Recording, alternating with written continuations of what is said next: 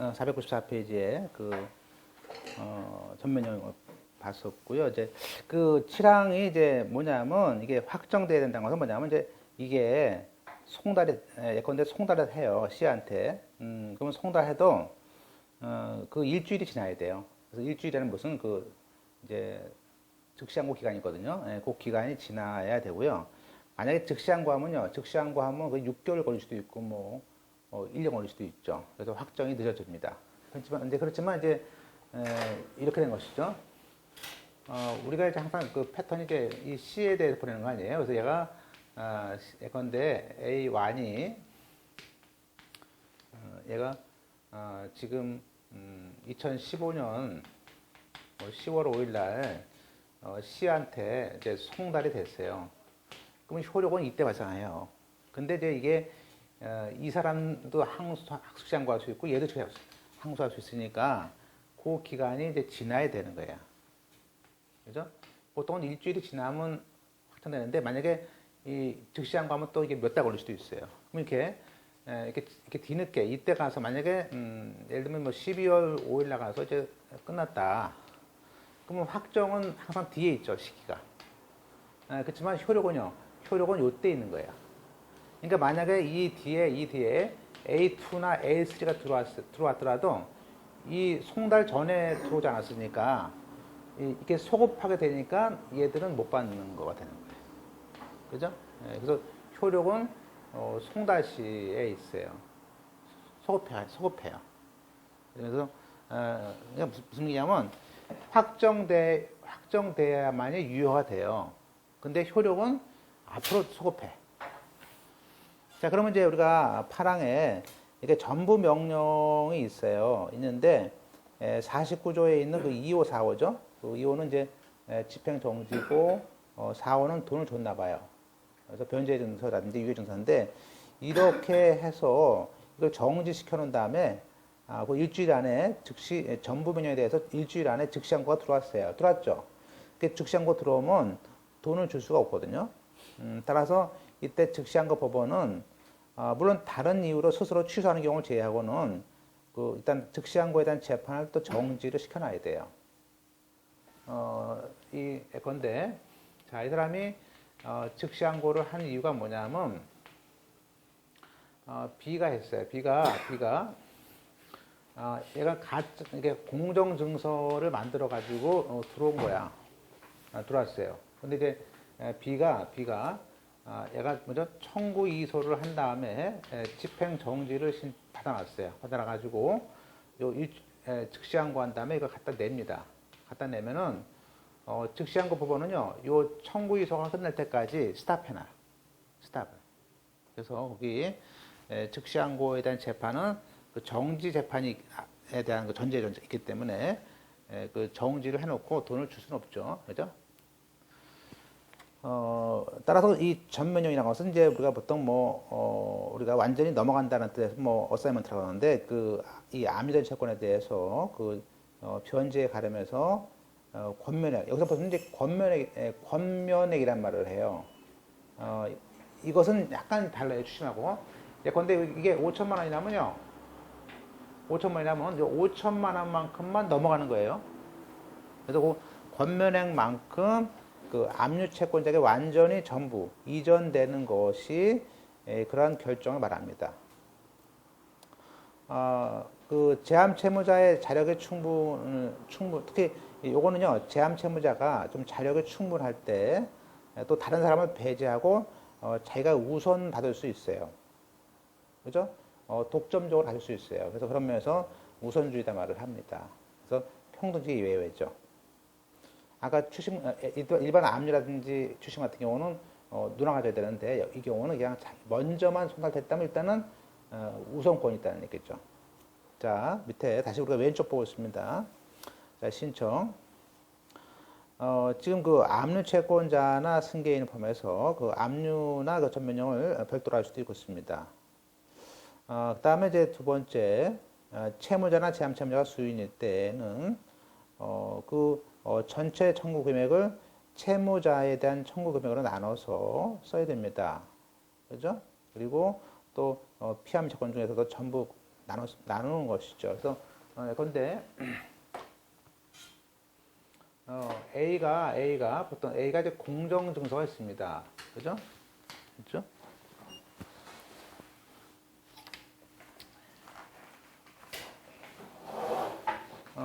근데 이 공정 증서를 받아놓은 게 있는데 여기에 이 채권자가 A고 B가 이제 어음의 발행인이다. 뭐 발행인이에요.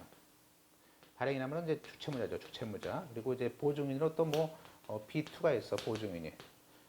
그럼 연대 치는 거 아니에요? 그럼 이제 이때 만약에 얘에 대해서는 뭐 3억으로 얘에 대해서는 2억으로 할 수도 있게 할 수 있거든요.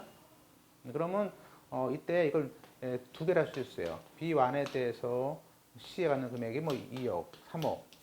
B2에 대해서는 뭐 이렇게 2억 이렇게 나눠서 할 수 있어요. 나눠서 사람별로 나눠서 할 수 있습니다. 이렇게. 얘도 나눠야 되고. 그래서 그렇게 여러 명일 때는 전체의 금액을 그러니까 내가 나눠서 이렇게 할 수 있다.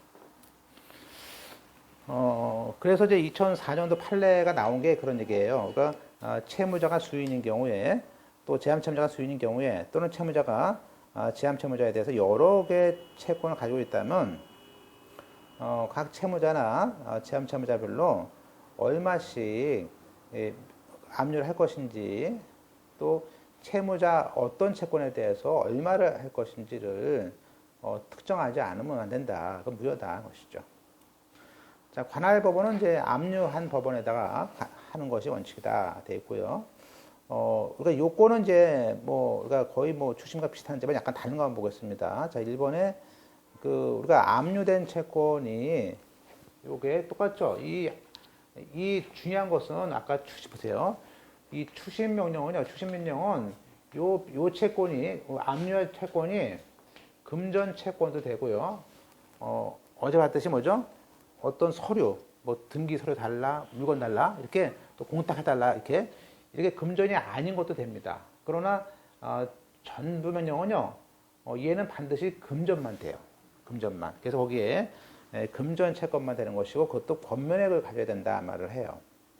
그래서 1번에 금전 채권이 있고 그래요. 그래서 전면령은 그 압류된 채권에 대해서 그 지급에 가름해서 그 압류 채권자에게 완전히 옮겨오는 것이거든요. 그러니 또 그리고 그럼으로써 채무자는 채무를 변제함으로 간주하는 거예요. 그러니까 그 대상 채권은 집행 채권과 마찬가지로 반드시 금전 채권이 됩니다. 그러니까 금전 채권이 아닌 채권은 전부 명령, 즉 피전부할 수 있는 적격이 없다는 말을 해요. 전부하면 안 되는 거야. 그죠? 그러므로 만약에 어제 봤듯이 뭐죠? 유채물, 분양권, 이렇게 유채물의 인도라든지 어떤 권리전, 소유권이라든지 이런 거에 대해서는요, 그 전부 명령을 할 수 없습니다. 그죠? 나가서 집행법 233조에 우리가 지시채권 중에서 화물 상환증에 사과 박스가 100개 있어. 그러면 그 인도 증권을 내놔라. 그러면 그 인도 증권을 가져가면 사과 100박스 가져올 수 있어요. 근데 그러면 인도 증권에 대해서는 추심을 하는 것이지 전부 명령은 부적당합니다. 그래서 전부는 돈만 하는 거다 보시면 돼. 금전 청구권. 그리고 이제 우리가 보통 권면액을 있어야 된다. 근데 이 권면액은 이제 우리가 얼마큼이란 걸 해야죠. 이게 5천만 원이면 5천만 원 할 수 있으니까. 그런데 물론 이것은요 장래 채권도 됩니다. 그래서 우리가 금전 채권인지에 대해서 이제 우리가 문제되기 때문에 다음 페이지 이게 전면용은 주의할 게 이게 이 압류할 채권이 되느냐 안 되느냐가 중요해요. 그래서 일단은 그 인정되는 거는요 1번처럼 당장 돈이 안 나오지만 경매를 취하하면 받게 될 경매 보증금 있지 않습니까? 그거 할 수 있어요. 그러니까 당장 돈이 안 나오지만 앞으로 취하하면 받게 될 그 경매 보증금 반환 청구권에 대해서도 유효합니다. 물론 취하 안 하면 못 받는 거죠. 조건부죠. 그리고 또 두 번째는 우리가 골프 클럽 같은 경우는 회원이 탈퇴하면은 그 예치금 반환 주잖아요. 그럼 그 탈퇴액을 대비해서 그 압류 전부할 수 있습니다. 지금 당장 얼마인지 몰라요. 그렇지만 할 수는 있다 그런 뜻이에요. 그 공사대금 채권 같은 경우도 공사 계약 성립하면 돼요. 왜냐하면 공사 대금은 이 완공돼야 주는 것이지만 계약만 됐다면 일단 돈 줄 권리가 있으니까 아직 완성 전이지만 장래 공사 대금 채권을 압류 전부할 수 있습니다. 그런 뜻이에요. 그죠? 쭉 똑같고요. 특히 이제 5번에 보시면 5번에 우리가 이제 가집행 선고 내가 졌어요. 패소했어요. 그래서 지금 피고가 가집행 선고에 따라서 집행 정지를 해야 할 것 같아. 그러니까 가집행이 들어올까 봐 무서워서 가집행 선고 판결에 따른 집행 정지를 하려면요. 반드시 현금 보증 공탁을 합니다. 그러면 이 현금 보증 공탁을 걸었어. 5천만 원. 그러면 나중에 그 이기면 찾을 거 아니에요? 근데 이 장래 보증금에 대한 회수권도 이길지 아니길지 모르지만 그것도 얼마든지 압류 전부해서 피전부할 수 있어요. 장래지만. 예, 그런 것도 할 수 있고요. 나머지 이제 안 되는 거 볼까요? 안 되는 거. 안 되는 거는 1번처럼 돈이 아니고 쌀을 받기로 하는 건 안 되는 거예요. 그건 금전 아니잖아. 그죠? 그리고 2번처럼 우리가 건설회사들은 주로 뭐죠? 건설공제조합의 조합원의 지분권이 있거든요. 그 지분권은 돈이 아니고 그죠? 아니기 때문에 이것도 안 되고요. 물론 이제 3번처럼 아예 공사 계약 자체를 안 했어요. 그러면 그건 안 되는 거죠. 계약을 해야지 뭐 채권이 있는 것이지. 공사 계약 체결 전에는 안 된다는 것들을 알 수 있고요. 또 나가서 저 끝에 그 나중에 그 전부 명령 송달 후에 다음 달에 추가할 계약에 대해서는 그건 안 되는 거죠. 다시 해야 됩니다. 이것은 앞으로 생길 계약에 대해서 하겠다. 그건 안 되는 거 아니에요? 그래서 그 추가 공사에 대해서. 그런데 딱 보니까 얘가 12월 달에 계약을 한대. 그럼 미리 지금 와서 10월 달에 전부를 신청하면 안 되는 거죠. 계약이 아직 안 됐기 때문에. 12월 달 가서 해야 되죠. 그 다음에 이제 2000년도 판례가 또 하나 있네요. 사건 번호 쓰고 이제 전부공소 적용이네요. 우리가 이제 매매 계약을 해제하면 매수인은 그 계약을 해제하면요 다시 돌려줘야 되죠. 받은 거. 그래서 매도인에게 받은 기지금, 그것이 뭐 계약금이든 중도금이든 이미 지급받은 대금은 반환을 해야 됩니다. 원상회복으로. 그렇지만 그것을 아직 해제하기 전이라도 전부 면역할 수 있습니다. 그건 뭐냐면 장래 해제할 걸 대비해서 하는 것이죠. 가능합니다. 물론 이 채권은 두 번째 양도할 수 있는 것인데 판례가 나오는 것처럼 우리가 그러면 양도 금지 약정을 하면 양도 금지 약정하면 안 됩니까? 양도 금지 약정을 해도요 전부 면역은 할 수 있어요. 그래서 그건 양도 금지에 대해서 알았다 악이라도 불문하고 악이라도 압류 전부할 수 있죠. 그건 그냥 직접 뺏어오는 겁니다. 제일 중요한 게 3번이죠. 이 전부는 걔한테 우선권을 주는 것이니까 자 오른쪽 보세요. 자기보다 먼저 들어온 경합이 없어야 됩니다. 그걸 다른 말로 압류 경합이 없을 걸 요구합니다. 그래서 전부는 선행하는 압류나 가압류나 그 배당 요구가 없어야 됩니다. 따라서 이 압류 경합이 발생합니까에 대해서는 뭐죠? 언제라고요? 시인 제함 채무자에게 송달될 때까지 다른 압류가 들어오면 안 된다는 뜻이에요. 근데 이제 우리가 이렇게 이걸 주의해 보셔야 되는 게 뭐냐면요. 우리가 압류 경합이라는 것은 이제 채권자가 많다는 뜻도 있지만 이런 얘기예요. 그런데 A1 보세요. A1이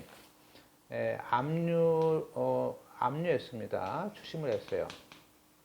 근데 이 채권이 지금 1억입니다. 1억이에요. 그러면 얘가 지금 3천만 원에 대해서 추심을 했어요. 그리고 A2가 압류 전부를 했어요. 그죠? 그러면 보세요. 이거는 얘가 1억 했어요. 그러면 이때는 이 3천만 원에 대해서는 얘랑 노랑 가져야 되지만 7천만 원은 받을 수 있어요. 그래서 경합은 이게 더 많았을 때를 말하는 것이죠. 그래서 우리가 따라서 만약에 얘가 A2가 3천만 원 받을 게 있어요. 그러면 내가 전부 했지 않습니까? 전부 했지만 그 전에 압류가 들어왔어. 근데 충분히 이 앞에 사람 주고도 나한테 받을 게 있어요. 그러면 경합이 아니에요. 그죠? 근데 이미 얘가 1억을 압류했어. 그러면 경합이죠, 이렇게. 그래서 경합이란 말은 그냥 무조건 많은 게 아니고 내가 앞에 사람 때문에 못 받게 됐을 때 그때는 나만 갖겠다는 건 안 되는 거 아니에요? 네, 그런 얘기죠. 그래서 그런 얘기다라는 걸 이렇게 좀 써놓은 거죠. 자, 그래서 그 이양이 그거예요. 이게 같은 채권에 대해서 중복 압류해도 그 압류 경합에 대해서는 그 일부에 미치는데 나왔죠. 아까 A1하고 A2를 합산해도 즉 여기 A1도 3천만 원이고 A2도 3천만 원이야. 근데 총 채권은 2억이야. 그러면 총 채권에 미치지 않으면 그건 압류 경합이 아니죠. 그 말로 이해하셔야 돼요. 그 내가 앞에 있는 걸 합산해도 그 총 채권의 C에 대한 채권에게 미치지 않으면 그건 경합이 아니고 그냥 일부러 받으면 되는 거예요. 그죠? 따라서 3번처럼 그 전면형이 그 압류 경합으로 이제 받을 수 없을 때 그때 무효가 되는 겁니다. 자, 그러면 우리가 보세요. 그 무효가 된다는 말은 그 전부 명령이 무효란 것이지 앞에 있던 압류 명령은 무효가 아닙니다. 그러니까 이 사람은 만약에 이 앞에서 이 사람이 1억 압류했다 그러면요. 얘는 압류하고 플러스 전면형이죠. 그러니까 요것만 무효지 이거는 압류를 한 거예요. 그러니까 논아 갖는 거지. 좀 아쉬운 건 이제 우선 못 받으니까 실제 요것만 무효란 뜻이에요. 전부만. 왜? 무조건 줄 수 없으니까. 그래서 따라서 나중에 이제 추심을 받으면 되겠죠. 그 다음에 이제 4번 잘 나오는데 그러면 그 전면형이 제함 채무자에게 송달될 때 당시에 그 압류 경합이 있어요. 근데 그러면 그 전부 면형은 무효입니다. 무효죠. 근데 나중에 그 경합된 압류나 가압류가 배당 요구가 효력이 소멸돼요. 죽으시고 효력이 소멸돼요. 예컨대 앞에 사람을 돈 받고 걔가 취하했어. 그 효력이 소멸되면 그 무효했던 전부 면령이 다시 되살아나는 것은 아닙니다. 뜻이죠. 즉 부활하는 것이 아니고 되살아나는 것은 아니에요. 그죠? 예컨대 아까 봤듯이 자 이게 1억입니다. 1억이에요. 근데 여기 보시면 이제 A1이 지금 이게 뭐 7천만 원이고 여기 A2는 또 배당 요구 해가지고 얘가 또 5천만 원이고 또 A3가 이렇게 해가지고 뭐 또 5천만 원이야. 그럼 이미 벌써 1억 넘었죠? 그 상태에서 지금 우리가 A4라는 사람이 전부 명령을 받은 거야. 그러면 이미 잘못하면 이 많잖아요. 그럼 이건 무효죠. 근데 무효인데 갑자기 얘하고 취하를 해버려. 그러면 내가 다 갖는 거 아니냐? 이게 그건 아니에요. 그거 아니고 이거는 그냥 계속 무효가 되고 그냥 같이 받아야 됩니다. 그래도 배당 그래서 뭐라고요? 그 대사라는 것은 아니다. 그 표현을 좀 친숙하게 하셔야 됩니다. 문제는 이제 화살표에 근데 이제 그런데 보세요. 그런데 만약에 C가 보세요. C라는 사람이 누구한테 들었어. 그죠? 얼핏 들었어. 그죠? 그 전부 명령 받은 사람한테 주면 된다는 말을 들어가지고 그냥 줘버렸어. 그러니까 그래서 거기 그 원래 무효인데 그 제함 채무자가 돈을 갚았을 때는 그 사람은 죄가 없죠. 그 사람은 그냥 준 점자를 보고 니네끼리 해야 돼 또. 니네끼리 그죠? 예, 그죠? 예, 그럼 받았으면요. 얘는 토해내야죠. 토해내야 돼요. 토해내야 됩니다. 안 주면 소송하겠죠? 그 다음에 이제 그 일부, 그렇죠. 일부에 대한 전면연도 가능합니다. 우리가 이제 그 압류 채권의 일부에 대해서 전면할 수 물론 있고요. 다만 이제 우리가 어음증권 같은 경우에는 그 일부 배설을 무효로 하기 때문에 이게 이 배설을 하려면 제대로 해야죠, 그죠? 그 뭐 일부만 하고 일반 하고 이렇게 하면 안 되거든요. 무효기 때문에 우리가 어음증권에 대해서 일부 압류는 안 됩니다. 어음이 우리가 5천만 원짜리 오면 5천만 다 압류를 해야지. 야, 5천만 원에서 1천만 원 압류합시다. 어음증권은. 그러면 어음증권은 뭐 찢어서 가죠? 그죠? 그건 전부 그 액면에 있는 거 다 해야 됩니다. 다. 그래서 그 어음증권은 일부 안 됩니다. 왜냐하면 일부 배설한 부분이 있기 때문에 형법상 전부 다 일단 어음을 받아야 돼요. 그죠? 이렇게 보시고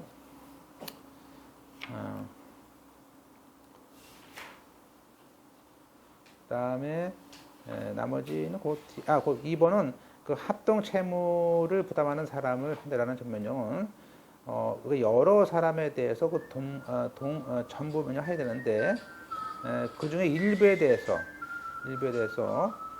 이미 받았다면 소멸됩니다. 그래서 다시는 안 됩니다. 이미 다 받았기 때문에. 자, 넘어가서 보시면 이제 하나씩 볼 거예요. 효력. 자, 효력은 뭐죠? 첫째, 변제효. 아까 뭐라 했었죠? B가 A한테 돈 준 거죠. 두 번째는요, 확정과 큰 목차 보세요. 큰 목차. 확정과 소급표. 있었어요. 그죠? 그리고, 2번에 이전효. 맞죠? 이전이죠? 보세요. 자, 이전효가 있고요. 예. 자, 하나씩 볼까요? 우리 458페이지. 자, 전부명령의 가장 기본적 효력은 그 피전부를 한 채권이 그 전부 채권자에게 완전히 옮겨가는 게 가장 중요해요. 권리가 이전됩니다. 그로 인해서 당연히 집행채권은 변제를 하기 때문에 소멸이 됩니다. 물론 다만 그 전부 명령이 확정됐는데 피전부 채권이 아예 존재하지 않아요. 그러면 변제료는 없습니다. 예외로. 그러니까 아예 A가 B에 대해서 이 물품 대금을 압류했어요. 압류했는데 전부했는데 얘가 10월 5일 날 했는데 C가 나는 지난 9월 달에 줬대요. 추석 때 돈을. 그러면 이제 아예 없는 거 아니야. 이게 아예 없기 때문에 이때는 B가 A한테 돈을 줬다 그러면 안 됩니다. 변제가 없는 거예요.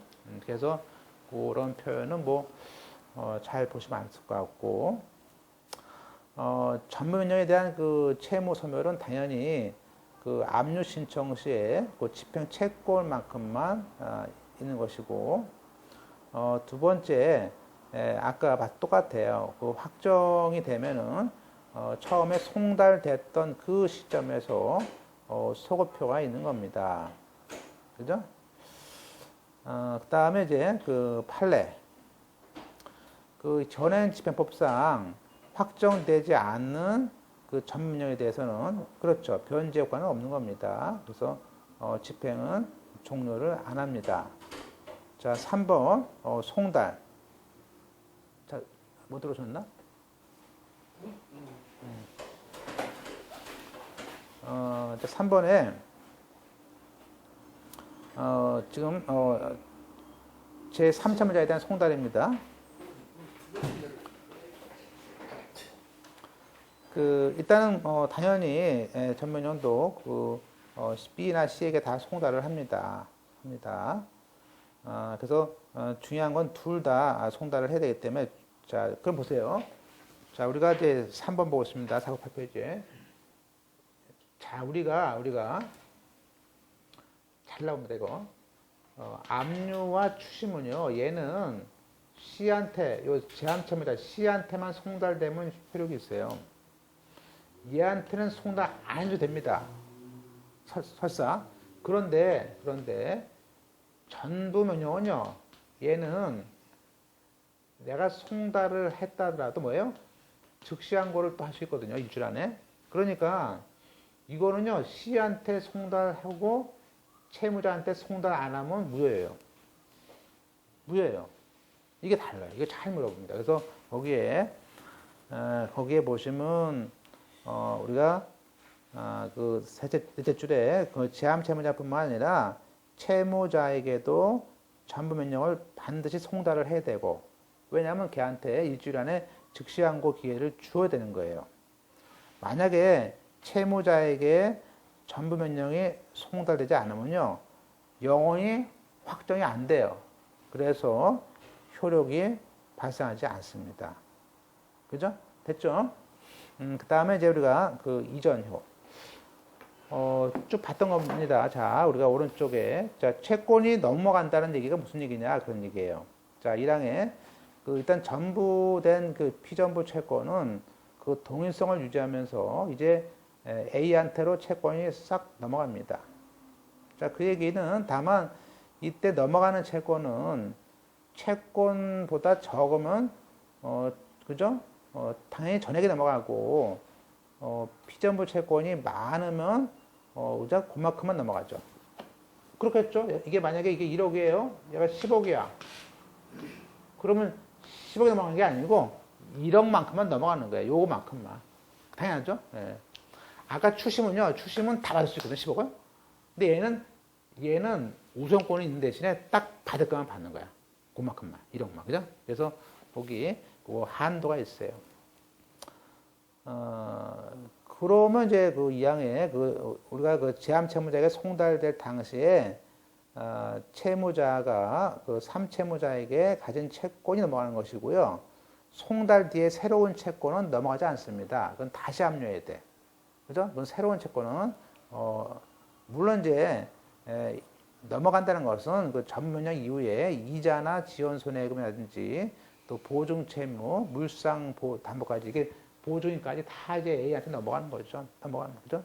이자 다 받을 수 있죠. 그렇지만 그 채권이 같아야 된다라는 얘기는 뭐냐면 4번에 만약에 임차인이 가지고 있는 임대차 보증금이 있어요. 그 채권에 대해서 전부를 했어요. 그건 그것만 넘어오는 것이지 별도의 채권인 집주인에 대한 부속물 매수 대금까지 넘어오지 않습니다. 그건 아니에요. 부속물 매수 대금에 대해서는 별도로 또 압류해야 돼요. 그렇지 않습니다. 그래서 왜냐하면 임차 보증금하고 부속물은 다른 채권입니다. 그죠? 됐죠? 기출문제. 자, 우리가 원금이 5천만 원이고 변제일까지 이자가 예컨대 1,000만 원이다. 그렇게 해서 확정됐다면 이전되는 채권은 원금하고 언제까지 이자? 그 3채무자에게 송달될 까지의 이자까지만 넘어오는 거죠. 그 전권은 안 넘어오고, 그죠? 그러니까 송달된 이후의 이자는 이제 A 거죠. 그 다음에 아주 유명한 얘기 또 나오네요. 이제 2002년 11월 달 판례죠. 자, 채무자가 이제 상속을 포기했어요. 상속인들이. 그러면 상속을 포기해서 더 이상 집행 채무자 적격이 없는 그 집행 채무자한테 압류 전부해도 실제법상은 무효죠. 받을 게 없는 데 한번 보래요. 그죠? 네, 그런 것들이고요.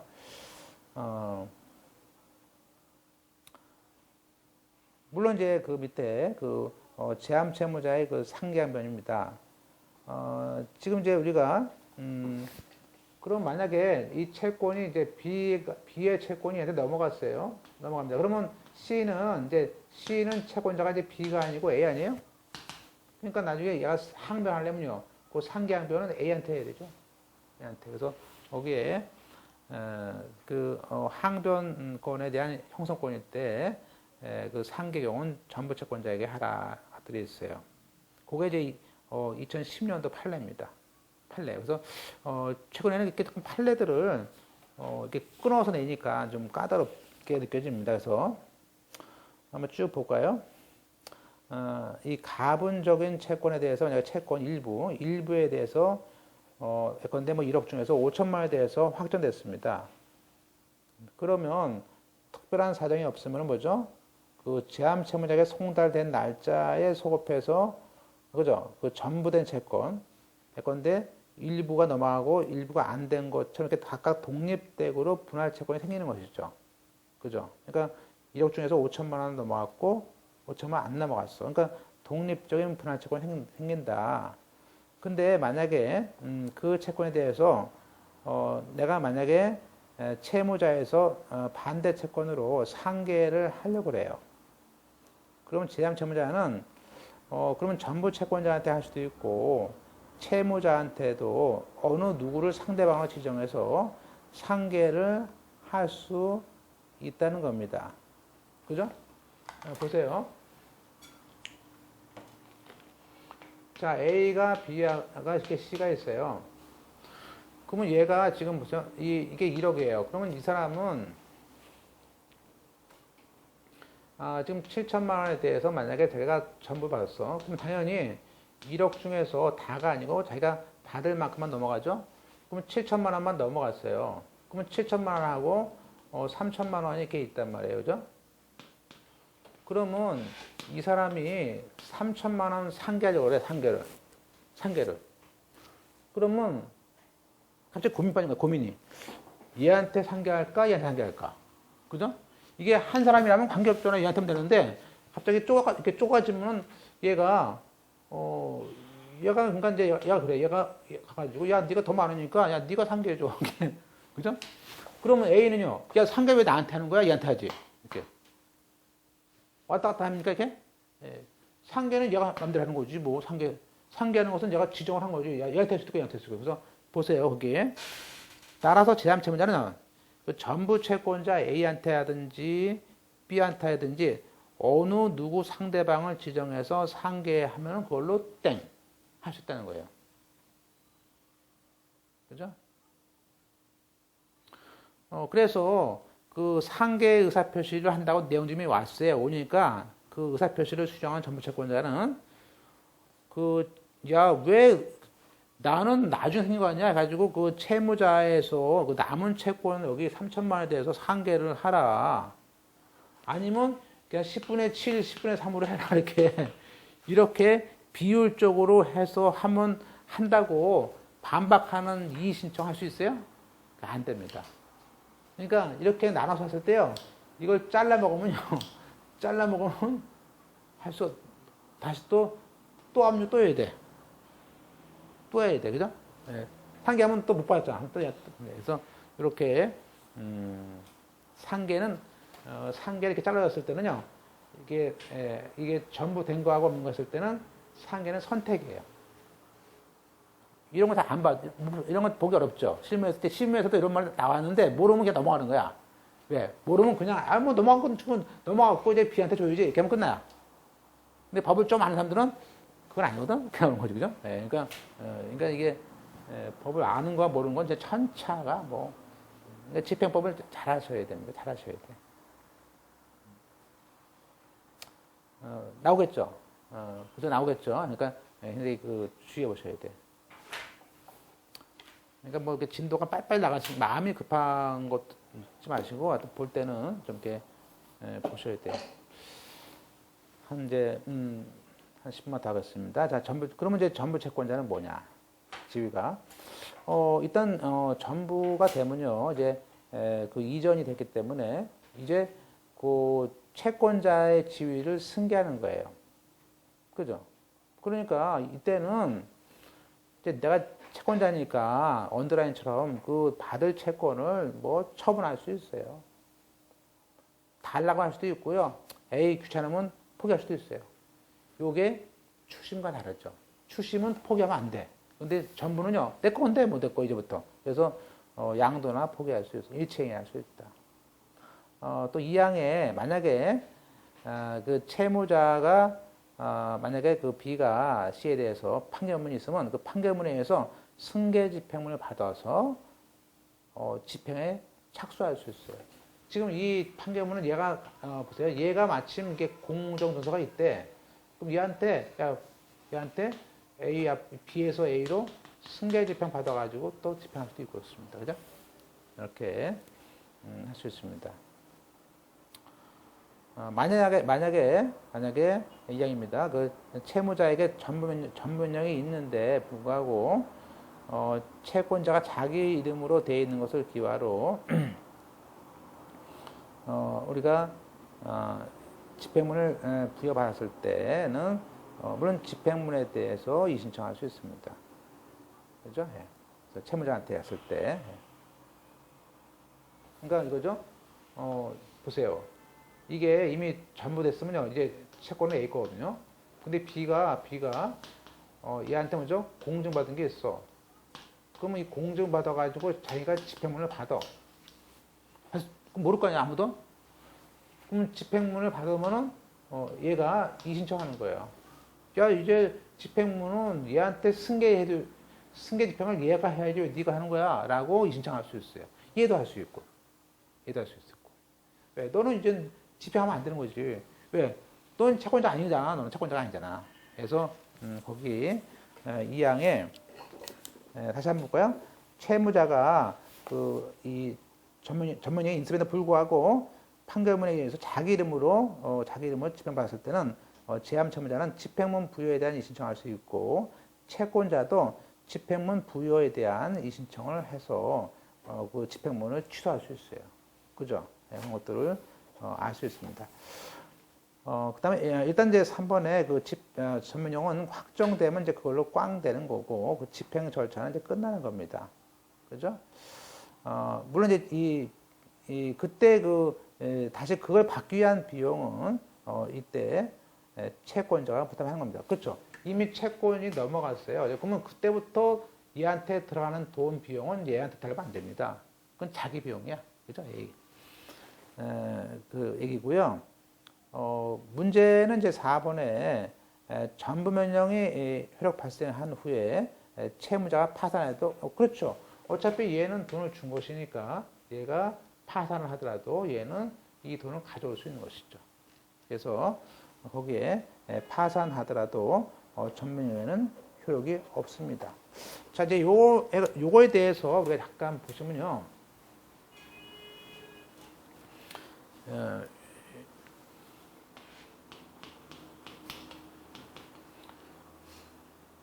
이제 예컨대 이제 이런 경우가 많아요. 실무상은 얘가 월급에 대해서 얘가 A1이 월급에서 압류 전문용을 받습니다. 그래서 매달 이게 지금 200만 원씩 매달 받아요. 그러면 이렇게 하나, 둘, 셋, 넷, 4개월쯤 계속 받아갑니다. 통장에. 그러면 이제 보통 이제 이렇게 있다가 이 사람이 한 6개월이나 1년마다 돈을 주는 경우도 있어요. 모았다가 이렇게 모아가지고.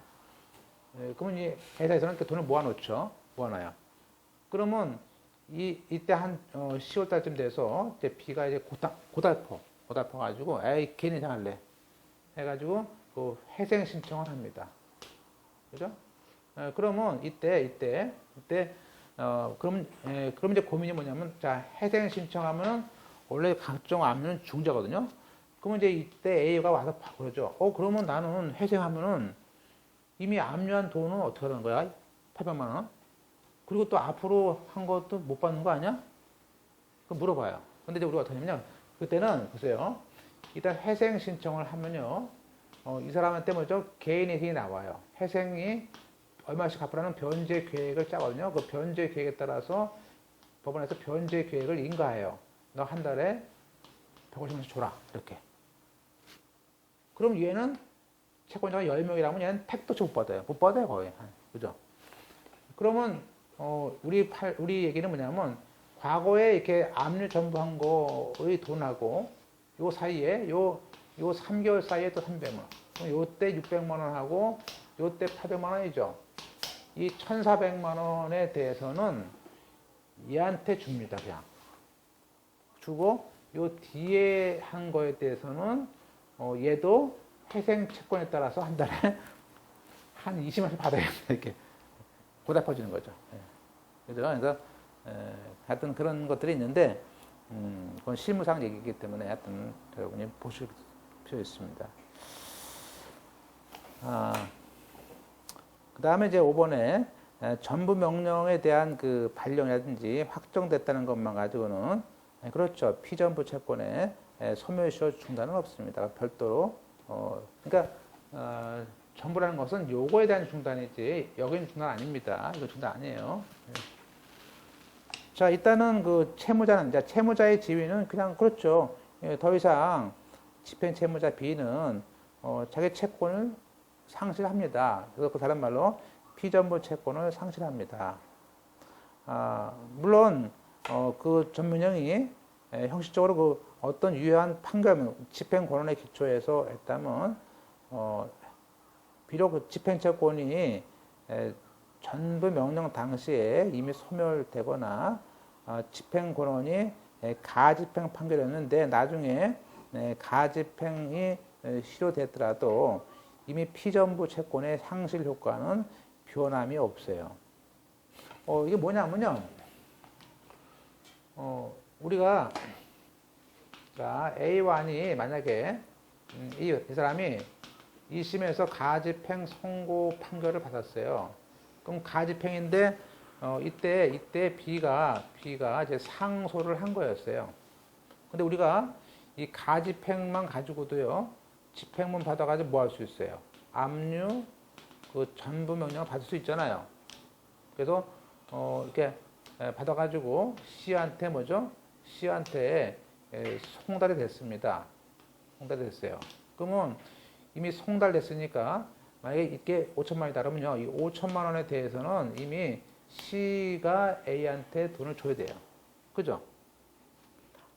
아직 준 건 아니에요. 준 건 아니지만 일단은 예컨대 뭐 10월 5일 날 송달했다 그러면요, 이 10월 5일 날짜로, 그죠? 이제 요것은 C가 A한테 돈을 이미 넘어갔다고 보는 거예요. 넘어갔다고. 그래서 변제를 했다고 보는 거예요. 근데 이제 그렇게 되면 무슨 얘기야? 좋아. 그런데 문제는 뭐냐면 이게 2014년 건데 2015년에 와가지고, 자, 2015년에 와가지고 작년에 넘어갔던 5천만 원을 준 건 아니야. 가지고 있어. 해서. 근데 B가 이번에 이겼네. 또 가집행 선고가 뒤집어졌어요. B가 상소했어요. 그죠? 상소했으면 그러면 얘가 넘어간 걸 다시 토해내야 되냐 그러죠. 그죠? 안 냅니다. 마치 우리가 배웠죠? 그 가집행에 따른 판결문을 경매가 되면 채권 넘어가죠. 그것처럼 이미 전면형에 따라서 채권이 넘어가 버리면요, 걔한테 간 거예요. 그래서 거기에 볼까요? 2항에 전면이 형식적으로 유효한 집행권원에 의해서 했는데, 비록 채권이 소멸되거나 그 집행권원이 가집행 선고 판결이어서 나중에 패소해서 가집행이 시효되더라도 이러한 피전부 채권의 상실 효과에는 채권은 이미 상실된 것이기 때문에 다시 바뀌지가 않아요. 상실이 변함이 없어요. 그죠? 이런 표현도 자꾸 익숙해져 있어야 돼요. 그죠? 물론 이제 무효인 집행권원에 의한 전부는 효력이 없다는 것은 당연한 얘기고요. 그대로 이제 4번인데요. 일단 제함채무자는요, 일단은 우리가 그렇지만 제함채무자는요, 그 전부 명령 송달 전에 일단 그 사유는 몽땅 우리가 그 전부 채권자에게 대항을 할 수 있죠. 그죠? 이 송달되기 전에 C가 B한테 주장할 수 있던 건 다 주장할 수 있죠. 다 주장할 수 있죠. 자, 문제는 뭐냐면 1항에 만약에 그 제함 채무자가 이제 B한테 채권이 존재해요. 줄 게 있어. 그러면 그렇지만 또 한편으로 종전 채권자인 채무자에 대해서 부담하는 채무가 있어요. 그러면 전부권자에 대해서도 부담을 하는 것이다 이거죠. 또 제함 채무자가 채무자에 대해서 가져왔던 종전에 법률상 지위가 있잖아요. 그러니까 채무자에 대해서 만약에 그 압류하기 전에 각종, 즉 B한테 취소권, 해제권, 상계권이라든지 뭐 동시이행, 선이행은 채권자에게 주장할 수 있는 것이죠. 그렇죠? 아까 같듯이 뭐죠? 얘한테 주장할 수 있는 걸 이제 얘한테 주장할 수 있죠. 그죠? 야, 이거 선이행이야, 동시이행이야, 그죠? 이렇게 상계야 할 수 있죠. 그 다음에 이제 끝으로 이제 우리가 두 개만 더 보겠죠. 우리가 전부 명령이 이제 무효인데 불구하고 계속 전부금 소송이 들어오면요, 그때는 즉시 항고를 할 수 있는 것이고요. 우리가 물론 이제 무효인 전부에서 그 돈을 주는 경우도 있죠. 그럴 때는 제함 채무자는 준점유자 변제로서 보호를 받을 수 있습니다. 아까 뭐죠? 무효라는 것은 뭐죠? 무효라는 것은 써놓으세요. 경합이 돼서 무효인 경우죠. 네, 그런 거 아까 그 판례만 보고 제가 좀 쉬죠. 예. 판례 5번하고 자, 1항에 자, 임차인의 임대 보증금 반환에 대해서 전부가 들어왔습니다. 그러면 당연히 임대차가 끝났더라도 그 임대인으로서는 채무자인 임차인에 대해서 우리가 그죠? 우리가 명도하기 전, 그 목적문을 반환하기까지는 보증금 반환을 거절할 수 있는 동시양도이 있죠. 나가야 돈을 줄 거 아니야, 그죠? 또 두 번째는 그러니까 채무자인 그 임차인이 목적문을 반환할 때까지 그 전부 명령 받은 사람은 채권을 행사할 수는 없어요. 극단적으로 그 임대보증금에서 월 차임이나 손해배상을 싹 공제하고 나면은 뭐 보증금이 한 푼도 안 남게 되면요 안 주면 돼요. 자 그러면 이제 이런 경우에 우리가 그 A라는 사람은 채권자 대위할 수 있어요. 그래서 전부 채권자는 임대인 집주인을 대위해서 이때는 우리가 금전 채권이지만 물건에 대한 것이기 때문에 무죄라고는 필요 없습니다. 무죄라고 필요 없이 바로 임차인에 대한 명도 내보내는 소송, 명도 소송을 누가 합니까? 아쉬운 사람인 전부 채권자가 대위하는 거죠. 근데 그 표현이 좀 약간 이렇게 표현하기가 좀 익숙해졌죠? 따라서 계속 봤듯이 이렇게 전부 채권자나 4번처럼 양수인은 명도 청구권을 대행사할 때는 임대인의 무죄라고는 필요 없죠. 이건 물건에 대한 것이기 때문에 뭐 임대인이 돈이 있냐 그건 관계 없습니다. 끝으로 이제 3자에 대한 효력은 갚은 거죠. 그래서 일단 누구한테 돈을 갚은 걸로 봅니다. 3번 이하는 좀 줬다가